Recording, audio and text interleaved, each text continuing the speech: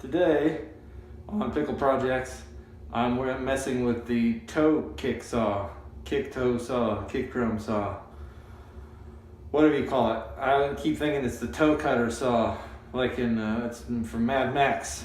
Anyway, I'm working with it. I'm going to try to cut the baseboard up to the not the baseboard, the particle board up to the vanity, so that we can put the tile down, because we got to talk to the tile guy today, and so he's gonna come and fix the mess I made.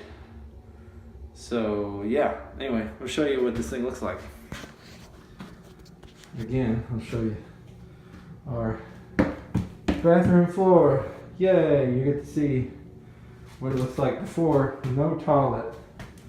Anyway, here is the toe kick saw, and so it's going to go right along the edge here and cut.